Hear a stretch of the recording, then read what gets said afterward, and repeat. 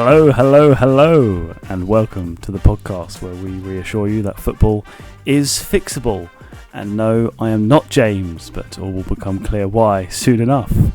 Hello, everybody. How are you, James? Hello. That was a change. I didn't like it. I didn't like it. I think I'm a better host. Shall I stay quiet? Apparently, I'm not involved in this episode. Oh, hi, Ces. Yeah. This is when... James... Oh, thanks very much. Yeah, I mean, I know you're not normally used to not being the host, but, you know, saying hello is... I didn't realise we had to give you that information before we started. Look, I like being the centre of attention, okay? Yeah, that's true. Yeah, this is very true. I'm the leader. I'm the one who says when it's the beginning and the end. You pronounced diva incorrectly. Well, before we get started, actually, Dan, I've got to say, I've got an anecdote from, today. Ces and I were over the shops earlier. Did you know how lucky we are to have someone of such natural beauty as Ces? I didn't think you were going to bring this up, but I suppose the world needs to know. I mean, the world does need to know this. Dan, I don't think we appreciate it enough. No, Yeah. I mean, it's hard for me to, where I am, considering the distance between us, but Yeah. I mean... I'll just reassure you that it is natural beauty that we've got. I think I should tell the listeners exactly what happened. We were in B&M, James and me, and James was trying to flirt with the shop assistant. Okay. And it wasn't working, and Nope. I think he was trying to indicate that he's handsome, but then she just turned to me and talked about my natural beauty. She just said, he's Yeah. just because your mate's standing there as natural beauty. Natural beauty. And well, look at him, he is. He's glowing, I think she said. yeah. And then you tried to claim I was wearing makeup or something, and she was like, "No, it's just natural." Oh, that's Yeah. fantastic. I didn't say anything. He just didn't say anything. He was just posing like he normally is. Yeah. And That's what I do. she was a few times she referred to his natural beauty. Smouldering Yeah. on the other side of the Yeah, so- checkout. Yeah. Yeah, like the blue steel. Yeah. He's just standing there posing, everyone looking at him.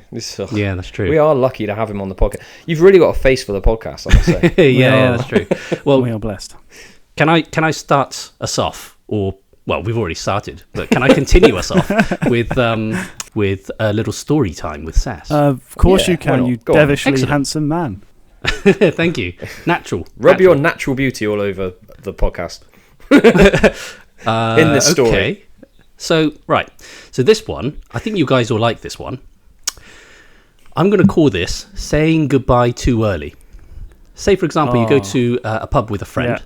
and then at the end of the night, you go outside and you hug, shake hands, whatever it is, and Yeah. you say goodbye, and then you realise you both live in the same direction. Yes. Oh, no. Yes. Yeah, and so you end up having to walk for a I had while in the this- same direction. But you've already said goodbye. Yes. What do you do? Yeah, I had this literally That's just difficult. the other day with a Yeah. total stranger that I'd met down. I'd taken my daughter to the park as a parent, and there was another parent there of another toddler, and he got chatting to me. I didn't get his name or anything. It was just a general chit chat. And lo and behold, our toddlers decided to leave the park at the same time, and we had to walk home at the same time.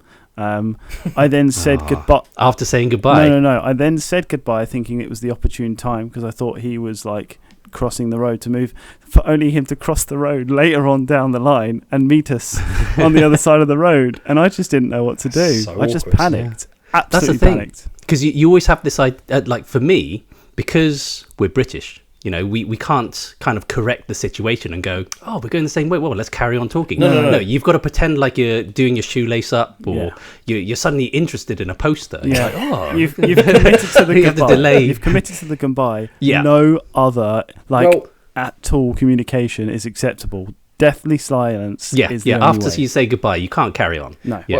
Well, I thought I negotiated a similar problem to this. So I was yesterday. So we broke up for half term, right? Teachers, man, we deserve our breaks. Yeah. After those 6 months of hard work Yeah. in a year. Yeah. Yeah.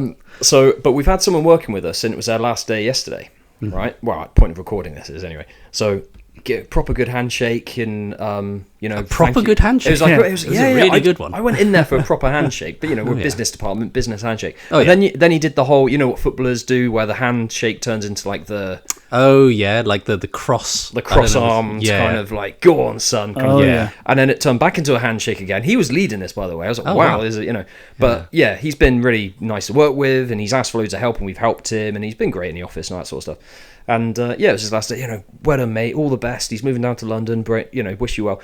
See you later. I left, but I forgot something. So a few minutes later, I had to walk back in. Hello. Do we shake hands again? It's nice knowing you. Yeah. See, we always have to experience this stuff, and being British is actually very difficult, isn't it? British awkwardness. I don't know what it is. It's almost it's quite endearing, I think. But It's endearing, but to be British is actually very difficult. I don't think people realise how difficult it is to have to... All these things that I've been bringing up for the past few weeks, they're things that we have to experience on a daily basis. Yeah. it is. That's It tough. is every day, and you apologise. I feel like for not doing anything social wrong. anxiety Yeah. is far more common in this country than any other by a far way. Yeah, created completely by ourselves as well. Oh, yeah. There's no expectation from Yeah. whenever you go travel to another country. There's no expectation to do what we do, but we do it. But if they don't do it, it's rude. Yeah. You know? Yeah. That's just we can't win. Once again, guys, we're going off on Oh, yeah. a tangent with Cess's stories. Come on, it's football. Yes, fair enough. And on that note, we should probably There we go. sort of move swiftly into the actual reason why I'm introducing this show today. So Oh, yeah. yeah, He's very bossy, this isn't he? week I think he's doing a good job. I feel like I'm a course you lot do. less Yeah. bossy than James, but we'll care. I don't think James Yeah. likes any kind of a little nudge in any direction. He feels like it's too much, doesn't he? So free spirit. Yeah, that's true. It's just, I think today there just isn't so much ego, you know? It helps, doesn't it? Wow. Yeah. So Yeah. So the reason that I am introducing this show to our wonderful listener, or us now, we're almost in the multiple, aren't Wonderful we? listener. Yeah. Oh, yeah. Is we are debating, and for the first time, I will be hosting the debate, and shall be James and Ces that are going head to head. Yeah. And looking forward It's to like this Messi one. and really. Ronaldo. Bring it Yeah, on. really looking forward to it. So this is it, the two OGs, the great head to head. Let's get into this. I'm very much looking forward to this one, guys.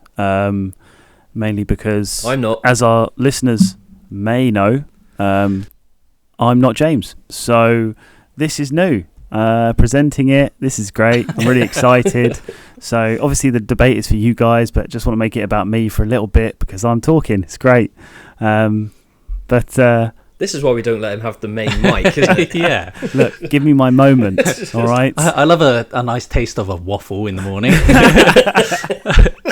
Okay, waffling over. I do apologise, everyone, but Oh, yeah. this has been a long time that I've not had much say, so just got to get it out. So He's got the spotlight on him. yeah, Yeah. This is ultimate waffling now. It really is, yeah. The Dan waffle. right. So into it, serious time, debate time. Right. So today we're going to debate who had the better achievement, either the Invincibles that were Arsenal or the Invincibles that were Bayer Leverkusen. Right. Now, as of course we all know, I'm not going to like this. as of course we all know, James is a colossal Arsenal fan, so he must debate for Bayer Leverkusen. And Ces, he loves the Bundesliga so much, he has to, and dislikes James's love for Arsenal so Dislikes much. Arsenal. Just want to get that in there as well. Yeah. Yeah. Dislikes Both Arsenal. as both well. are equally This really important. backfired on me. Yeah, this really backfired on me because I came up with the debate idea that we should swap who we defend. And then I think, came up with the Invincibles idea. And then I realised I don't get to defend Bayer Leverkusen that I've been constantly saying is a better achievement than Arsenal. So Finally, when we record about it, I don't get to even support. you've made your bed here, Ces. And I have to. Yeah. It's like I have to be in the trenches opposite my own family. It's like my own love, and I'm shooting at them. It's just I feel like I'm betraying my love, my team. Yeah, but this is to prove to everyone that we are able to put bias aside, or at least I am. Well, that's the point, isn't it? Yeah, we've done a few of these debates now, and the Footballers Explore Right rules is that we are not allowed to be biased. We have to be able to we have to be aware of our own biases and know that we can put them aside and have a proper debate. Indeed. Exactly. So that's what this is about, isn't Indeed. Now, there are going to be a few changes this time round because I'm in charge. And I have not the same level of logic and general sort of mindset as you guys. Yeah, well, you can say that. Skills, handsomeness. I'm not quite as, let's say, academic. So now we open up the Dan Barron rule book, and we're going to do some slightly different thing this time. I do not want today, please, guys, any statistics from either of you. I don't want to hear. I don't want to hear any numbers or anything specific about this person. He does this and that. Don't want to hear that. Okay. I want just What do you mean, like facts? No. Our debate to support. The more waffle, the better. I want a passionate argument with some kind of narrative. I want a story. I want you to really sell it to me. This is what I want. You're bringing the kind of real kind of South London. Is Croydon South London? Yeah, I am. I'm bringing the Croydon to this podcast. All right. God, he really is lowering it. Yeah. No, I'm joking. I'm not from Bath like you guys. I don't have that same background. So unfortunately, you're going to have to come down into the mud. And with in me. Bath, as we know, we work on numbers and statistics. Yeah. That's what we're well known for. Yeah. We don't like waffle in Bath. that's how we in Croydon know you. That's how we know. So. Okay. So right, who's going first then? Okay. So who do I want to go first? So. Bring it on. For the first step, we will be doing a 30-second introduction. Okay, you're an opening statement, and my first statement, I would like to hear. I'd like to hear Ces first, please. Yes, that's 1 point to me already. Right. Okay, so 30 seconds. Who's timing this, by the way? Are you timing it, Dan? Yeah, I'll time it. Okay, so give me a minute, and I'll tell you when to start. Okay, I'll give you a minute for you to give me 30 seconds. So your 30 seconds starts in 3, 2, 1. Oh, go. The reason why I think that Arsenal are the better Invincibles, as the achievement goes, it's not to do with trophies, the number of trophies or anything. It's to do with the competition. That era in the early 2000s is exactly what we said was the best era that we could think of in terms of competition. You've got Mourinho's Chelsea, Fergie's Man United, the competition throughout the Premier League, the strength of the Premier League, and what we thought were some of the best players we'd ever seen. All of that was culminated in that one Premier League season when Arsenal went invincible and didn't lose a single game in that entire season. I have no idea how long 30 seconds is, so I'm going to start waffling now and say that... So I was going to let you finish your statement and tell you that you'd gone over time, but yeah. I really enjoyed it. It was great, but you did go over time. That was beautiful. I've actually got a tear in my eye. Yeah, but... I could see your expression. You were thinking, oh, man, I can't argue against that. I wanted to I was going to record it, because I just thought this moment is just one of those things. You know when you're on your deathbed and those moments in your life? Yeah. They say that you reflect on. This is one of those moments. And you wanted a recording of me saying it as saying well. it. Look at you're right at me. I know what James is like, and I know he will selectively take what it was about 45 seconds, and he will selectively take that as the whole takeaway from this entire episode, and no matter what else happens, he will believe that he'll forget everything else. That is your genuine opinion from now on. Yeah, that's your genuine opinion. I think you're fine, Ces. Yeah, that's a thumbnail now. And I quote. Now, in the spirit of my general mood towards things, I'm going to accept that, even though it was over 30 seconds. So, thanks very much. That was a good opening statement, Ces. As you've probably already noticed, you're a great referee. Thank you. The rules are going to be loose. I'm going to be. We've already fixed conspiracies, but I feel that there's a conspiracy. No, I'm gonna. No, don't listen to him, Dan. You're doing a great job. Corruption. I want to try and let the game flow. Do you know what I mean? I don't want to interrupt. I don't want to be one of them referees that blowing their whistles all the time. I want to be one of those fair, impartial refs that lets the game play. We want a good debate. I don't want any interfering. You know. So. Excellent. In that esteem, James, are you ready for your 30 seconds? Yes. Go. Bayer Leverkusen Wow. I mean, what an achievement for a start. For them to be able to do it in the modern era with the money that is used in the game, they went undefeated, not only in their domestic league, but they went undefeated in their domestic cups and right the way through until near the end of the European Cup as well. They were absolutely phenomenal. So to be able to do that, not just in the league, whereas Arsenal were just the league. So this is going to be one of the cornerstones of my debate today, that Leverkusen were able to do it week in, week out, in all different competitions and go invincible in almost every single competition. It was just at the very end where they fell short in the European one, I think. So there we go. That's an easy argument for me to win on this one, I think. Very good. What an achievement. Very good. I think from what You also equally went over the 30 seconds, but I will allow it. But sorry. Yeah, Seth, that's the thing. say. I think this first bit with the 30 seconds, I think made both James and I realise that we don't know what 30 seconds is. We haven't got a clock here. Yeah. I should have looked at the bloody... Oh, you got a clock behind me. Yeah. But you wouldn't be able to use it because you're literally... Yeah. Is there not a timer on your actual recording things that you're using? Oh, yeah. Yeah. Seth is literally staring at it. You'll be staring right at it. Yeah. So... Yeah. Excellent. Wow. Yeah, good point. But right. even so, I Over will to you, allow Dan. it. Right, so I like that. I like that backwards and forwards. I'll hold back who I think won each round to the end, if that's okay. So, Of course. You're a great ref, as I say. Yeah, so I will Doing a hold very that back good job for now. there. It's like in real football, the ref can't decide who's won the game before it's won. Yeah. I think you guys did better in the first half. You won the first half, all right? So, yeah, we'll say that was the first half. Okay, so for the second half, I would like both of you to give me your top 3 reasons why you think your team had the better achievement, and I would like them one at a time. Feel free to interject at this point. This can be a bit more of a free-for-all, okay? If I feel like there's too much interjecting, I might intervene, We don't want to get it too heated. You're going to intervene on the interjections. Yes, I will indeed. Wow. And This is getting very interpersonal. can we...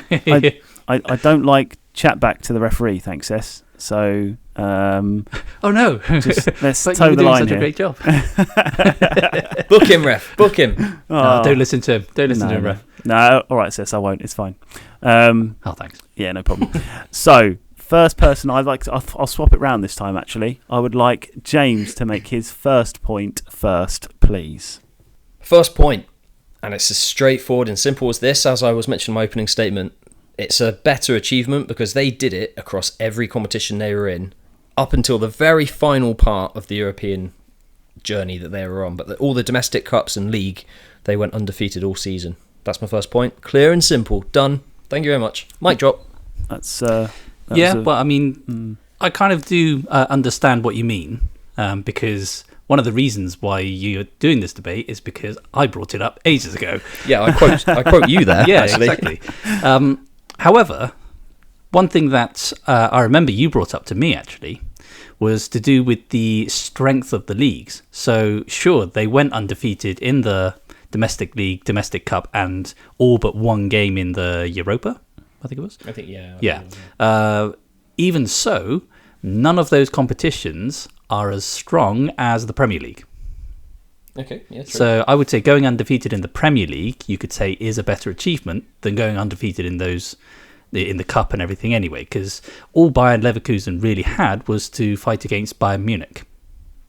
I can see what you mean, but at the same time, that invincible season, in the midweek games when you're playing in the League Cup, for example, Arsene Wenger, without wishing to get too factual, would I know I'm walking on the edge there, but would often rotate the squad. Right, so you get a lot of the reserves playing. Fabregas made his debut for Arsenal that season in the oh god, I'm getting very close now. But whereas Leverkusen were able to still go unbeaten in all of those competitions. Arsenal didn't. They got knocked out of I think it was the semi-finals of the League Cup and the quarter-finals or last 16 of the FA Cup.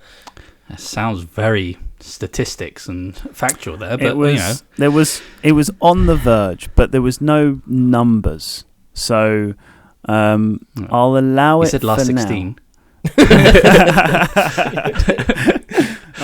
Well, I'll allow it for now, but if I get anything more that's a bit too factual, I might intervene. Okay, but for now, I like this. For now, I'll allow it. Okay, but that's your last warning. I've seen one there, and there. No more.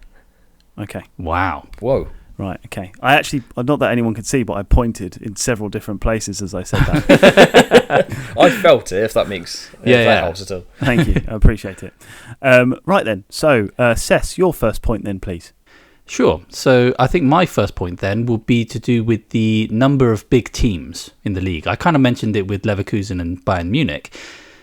If you think of going down to 4 places, I think Liverpool probably would have been the 4th best in the 2004-5 season. And 3-4. 3-4. Oh yeah, I said 4-5. So I would say then Liverpool, even if they were 4th, would be pretty damn good in the Bundesliga.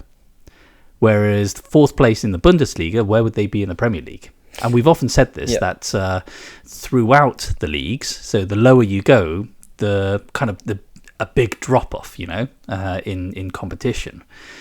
And so I would say that throughout the league, that's why we say the Premier League is the best, is because we're not necessarily saying that there could be 8 or 9 teams that can win. It's very rarely the case. It's usually 2, maybe lucky. If we're lucky, it's 3.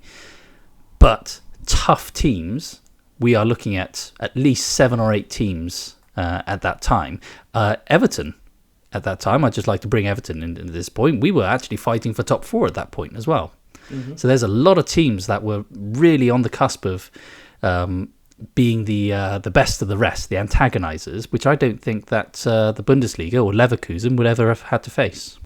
And I quite like the fact that James just listened to all this without intervening once. Yeah, I was just trying to be very polite. I feel, James, I feel like we need to be a slightly more committed to this, James. I think I feel like there's a reluctance to argue back here. I'm just soaking it up and nodding to everything Seth said. Yeah, I agree, Seth. I do agree. I'm not sure you're in the I spirit counter of your this argument, debate, Seth. sir.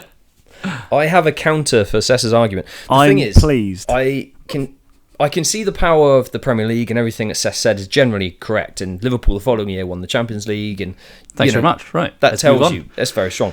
But Arsenal had winners. They had seasoned winners and champions. They'd already won the league a couple of times under Arsene Wenger in the previous 5-6 years, but prior to that, they won the double 2 years before that, the FA Cup the year before. I shouldn't get too factual.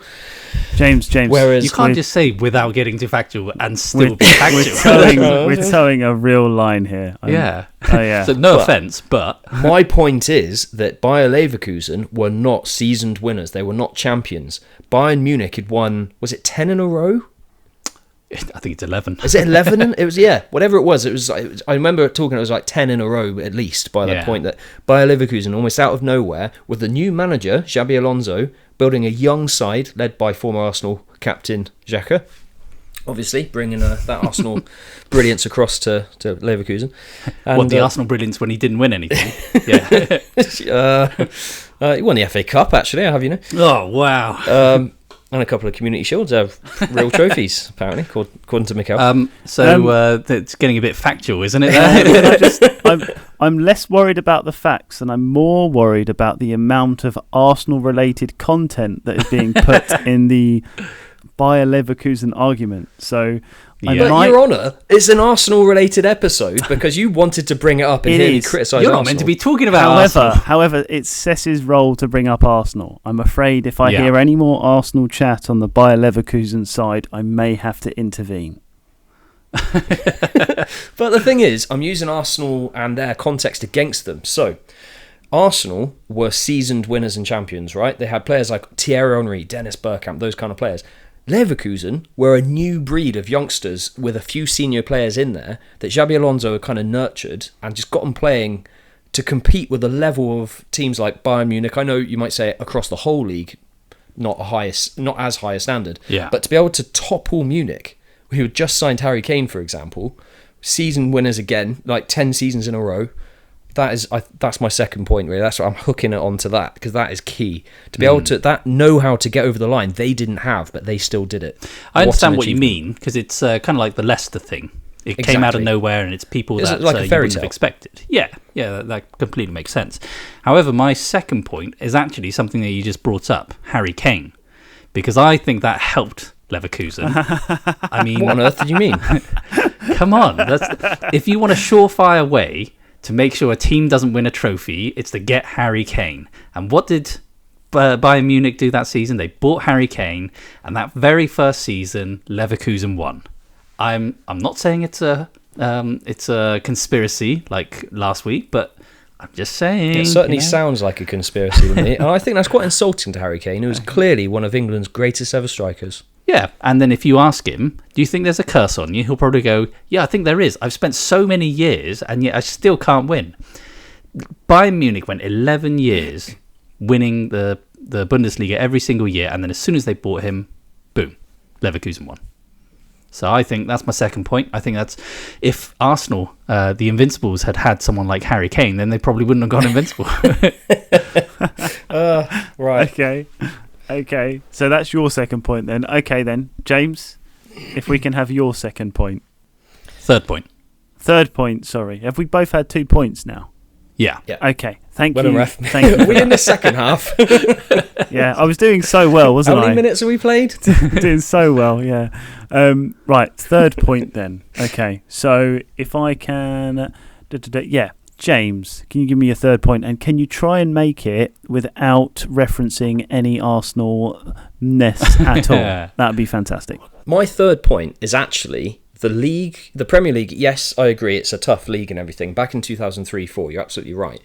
You mentioned earlier about Jose Mourinho. He hadn't joined the Premier League until the following season. It was Claudio Ranieri at Chelsea. It was Abramovich's first season, and he just spent a load of players. But Chelsea were going through that transition. They spent a ridiculous amount of money, and the team wasn't necessarily cohesive. And they ended up finishing second that season, with United finishing third, I think it was. Man United were also going through a transition that season to some extent. I remember they had like Jemba in their team and stuff like that, which is not the same calibre of, I don't mean that in a demeaning way, but it's not the same calibre of players that you associate with Manchester United in their best teams. So the teams that Arsenal were coming up against weren't actually the level necessarily that people might think. It wasn't like the 07-08 United side that Arsenal played that season. And it wasn't the Mourinho Chelsea that Arsenal were playing and beat them. So in a league where they went unbeaten, it wasn't necessarily as against the standard of sides that you might have thought. That's actually pretty much the mirror image to what was going to be my third point, because I was going to go on the attack about the Bundesliga. Because Bayern Munich, when they didn't win the league that season, they actually did better technically than the season before, if you think statistically, which I won't go into, otherwise I'll get a yellow card. But I want to learn more about the stats to prove your point. No, it's fine. No, I won't go into that. Not on my watch. No. So Munich technically were going through a transition period as well. That's why they bought Harry Kane. They needed to get some of the old guard out and not necessarily bring in fresh faces, because I know Kane was 29 or 30 by then, but they needed to bring in either seasoned professionals or start off with youngsters again.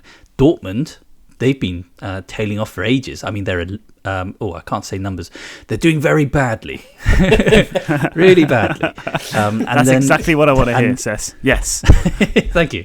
But in the gulf then of the giants like You're playing Dortmund, for golf? example, yeah, golf as well. You've got teams like Frankfurt and Mainz all coming up, where they're actually far smaller teams. They shouldn't be there. But because there's such a big gulf in the standards in Bundesliga at the moment, that's why you've got the ability for someone like Leverkusen, fresh ideas, a brilliant young manager to be able to just take advantage of that. Kind of like what Leicester did. Leicester took advantage of the fact that Chelsea did really badly the following season when they won the league. City dropped off, United, Arsenal, all of them dropped off, and City took advantage of that. Very few injuries, shot straight to the league. Very unique season, wasn't it? They all come to the end of their cycles, the other teams. Yeah, everything culminated to that one season. And you can see with this season, they haven't been able to continue that. And so it really was, I don't want to say fluke, but it was definitely something that peaked at the time It was when the they won perfect storm for them, Yeah, in a sense. Exactly, yeah. Which is something that you were saying a similar point about Arsenal when they were when they went invincible. However much you could say that some of the other teams might have tailed off, Fergie won the league with far worse players before.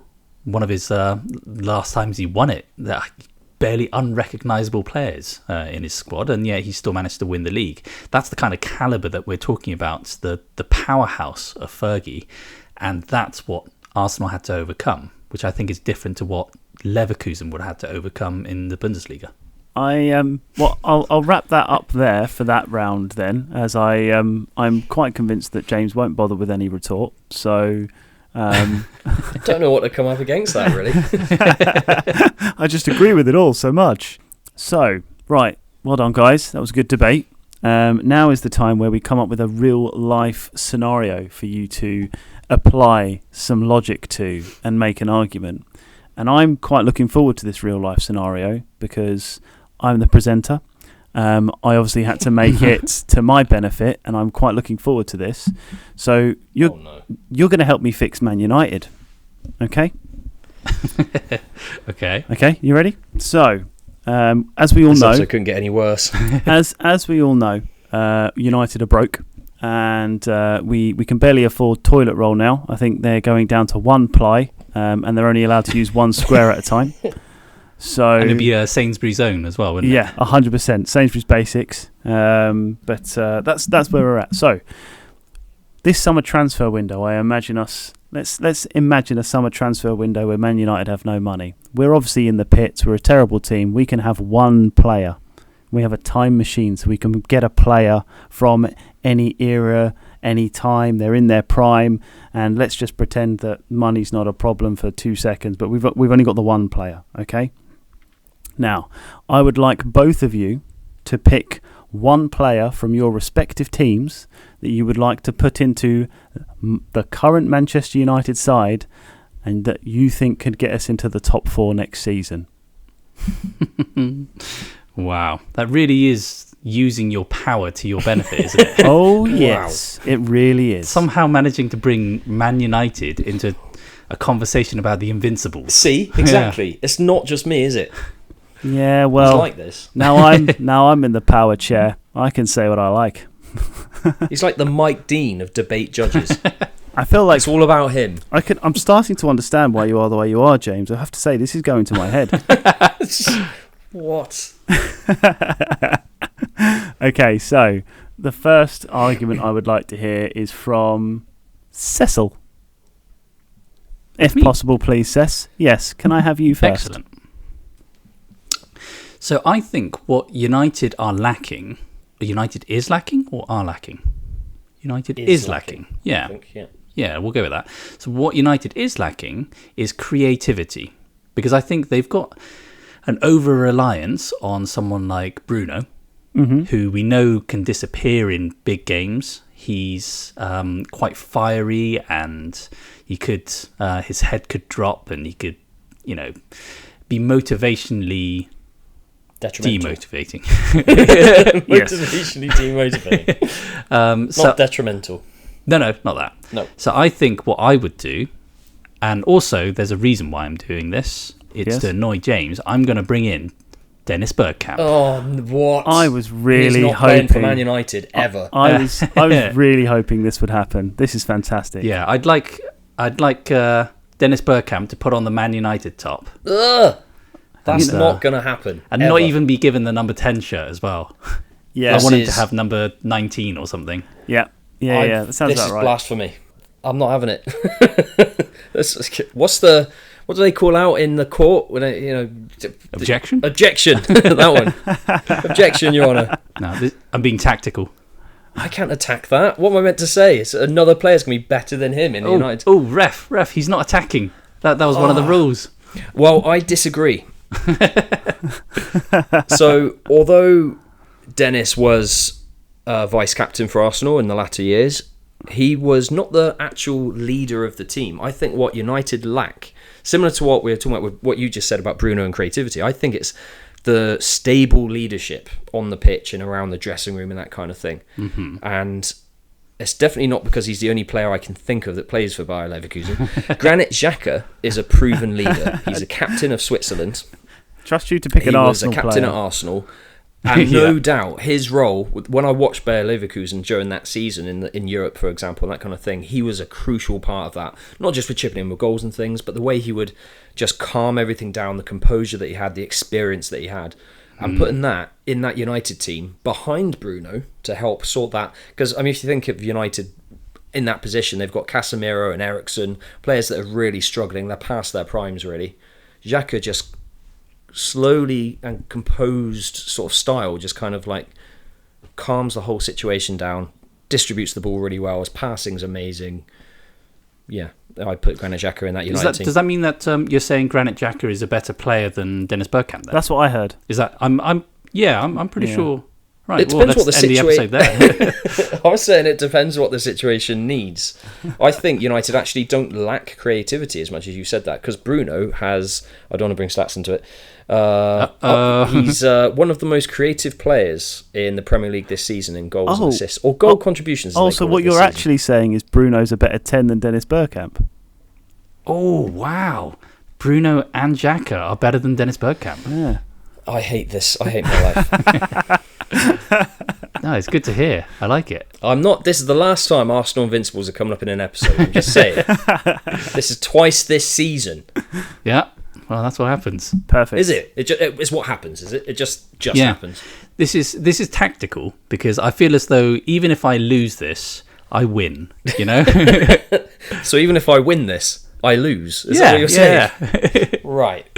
Well, thanks. Can we end it now? So I suppose on that note, it doesn't matter who wins, so I'm not going to pick a winner. There you go. It's a draw. No, I'm joking. All right, we'll call it a draw. I have to say... Can we end it, please? This is so painful.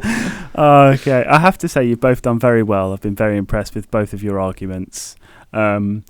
I feel that Ces, I would say, debated with a bit more conviction, I must say. So yeah, Ces, although I do believe that you had a lot more conviction in what you were saying, I have to give real props to James's ability to argue that Granit Xhaka is a better player than Dennis Bergkamp, and that Bruno Fernandes say he's a better player is a better 10. So on that basis, he's actually won it for me. Right at the death, you were like 2-0 up, and in extra time, like somehow he's got an equaliser in like 90+3, and then in extra time he's got the winner just before it's gone to a penalty shootout, right at the death. So well done, James. You've convinced us. You've actually rightly convinced us that Bayer Leverkusen's achievement is far superior to the Arsenal Invincibles. That's. Whoa! Can I just say? No, absolutely not. We've got no time for that. Done it now. We need You've to move already on. won. You've already won. Congratulations! Excellent. Well done, James. Yeah. Good debating. Yeah, well done win. to him. Well done. Leverkusen are the better achievement. They're not. Yeah. Let's all shake hands. Well Let's done. all shake hands and end the episode. Excellent. Yeah. Well done, everyone. Okay, cool. Bye. Can I just say one thing? Bye. Okay, cool. And now it's time for our regular fantasy football feature. It's time to get into John's juicy tips. Juicy. Show us those hard, invincible tips, John. John's juicy tips. Alright. When the seagulls follow the trawler, it's because they think the sardines will be thrown into the sea. And the same thing could be said about game week 32. So here's my picks. In defence, Brighton's Pervis Estupinian is a super pick this week, as he's home to Leicester, who have an aggregate score of 18-0 against them in their last 7 games. So Pervis is almost guaranteed a clean sheet and could get an attacking return too. In midfield, Luis Diaz for Liverpool has an attacking return in each of his last 4 games. Liverpool have a home fixture against West Ham, whose players are already on the beach. I wouldn't be surprised if they turn up in flip-flops and Lucho scores a few. And up front, well, Mateta and Isak are obvious and great picks. But so is Ollie Watkins for Villa. He has a game against Southampton followed by a double game week. It's time for Ollie to score some gollies. Juicy. Thank you very much, John, for those wonderful tips. God, you are sexy. Whoa, what? This is a clean podcast, Dan. There was no need for that. Yeah, wow. Sorry, I've never done the hosting before, and I've always just wanted it to be It's getting acknowledged. to his head, And isn't now it? I've This got whole a leadership chance. thing. So, in first place, believe it or not, it is Slotty Too Hot. I'm getting real sick of this guy, man. He doesn't even listen to our podcast Oh, anymore. I know. We This can actually guy say is what we just want number about one all the time. we can say what can. Yeah. Oh, he's the worst. Oh, but however, John is coming up, man. He is he's getting there. John's in number 2, our guru. He's climbing that ladder. Close, he's isn't getting it? closer. Yeah. It's been a great episode. I've thoroughly enjoyed watching you two have at it between each other. I won this, right? I won it, yeah. We Yeah, all you agree. won it. Yeah, absolutely. The Invincibles are not the best Invincible team.